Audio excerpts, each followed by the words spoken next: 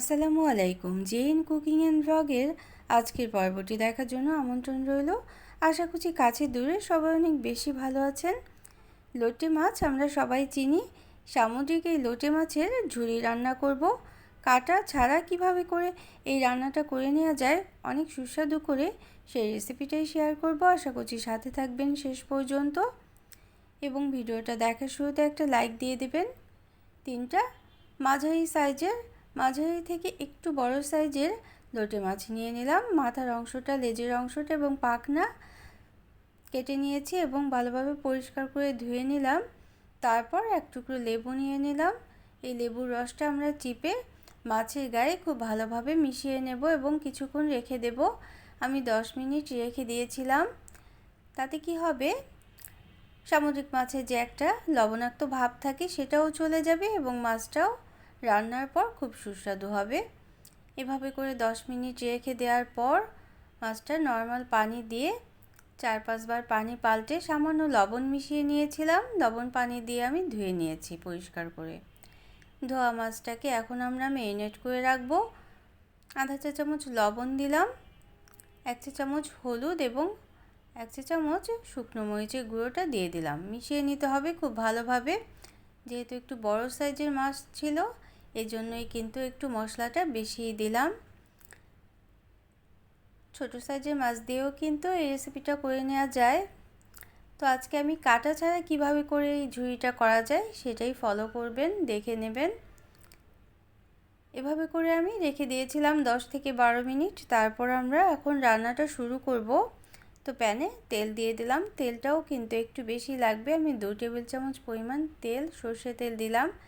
সাদা তেলও কিন্তু নেওয়া যেতে পারে। তারপর আমরা পেঁয়াজ কুচি দিয়ে দেব। পেঁয়াজ কুচির পরিমাণটাও একটু বেশি লাগবে, আধা কাপ পরিমাণ বা 3টা বড় সাইজের পেঁয়াজ আমি কুচি করে নিয়েছি। এখন এই পেঁয়াজটা ভালোভাবে ভেজে নিতে হবে। প্রথমে একটু নরম হওয়ার পর আমরা মশলাগুলো দিয়ে দেব।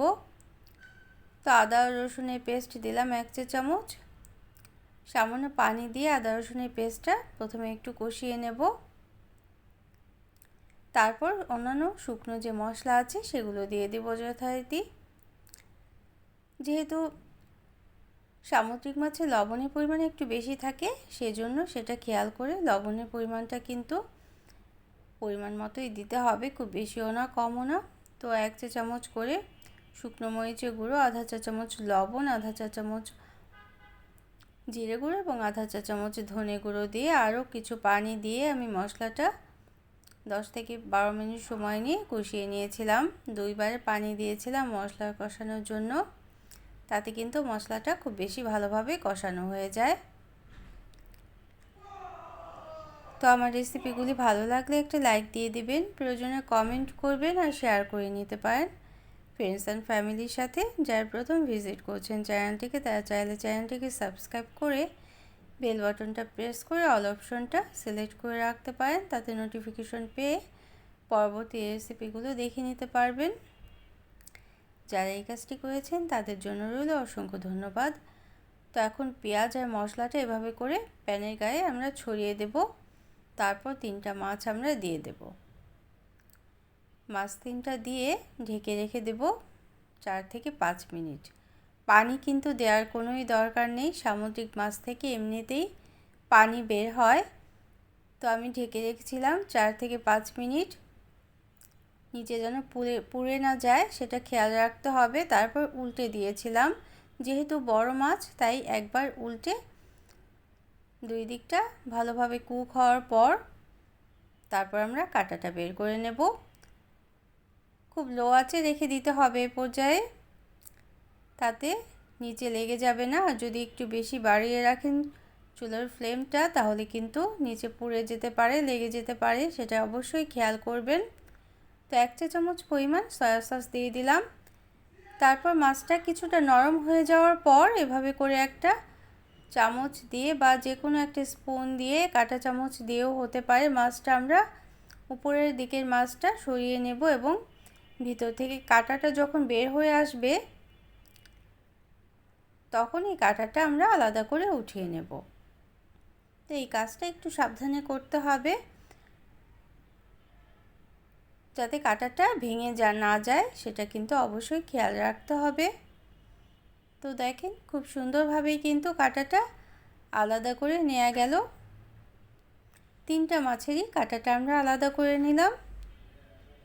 তারপর এই মশলার সাথে মাছটা খুব ভালোভাবে কষিয়ে নিতে হবে।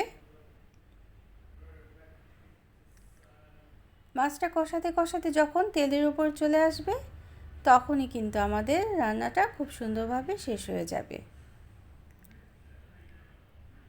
তো নিত্য নতুন এরকম আরও রেসিপি পাওয়ার জন্য চ্যানেলটাকে সাবস্ক্রাইব করে সাথে থাকতে পারেন। তো লোটে মাছের অনেক ধরনের রেসিপি কিন্তু হয়। এই লোটে মাছটা এখন কিন্তু বাজারে অ্যাভেলেবেলই পাওয়া যাচ্ছে। একদিন এইভাবে করে রান্নাটা করে দেখবেন, খেতে কিন্তু দুর্দান্ত হবে। তো আর 1 চা চামচ সয়া সস দিয়ে দিলাম। সয়া সস দিলে কিন্তু এই রেসিপিটা খেতে আরও বেশি সুস্বাদু হয়, এই জন্যই আমি সয়া সসটা দিলাম। তো যেটা বললাম যে তেলের উপরে আসার পর কিন্তু রান্নাটা শেষ হয়ে যাবে।